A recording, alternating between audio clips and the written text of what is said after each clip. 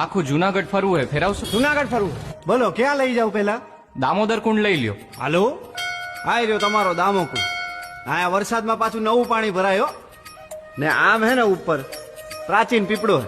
આયા પાણી રેડો ને એટલે પૂર્વજોને પહોંચી જાય.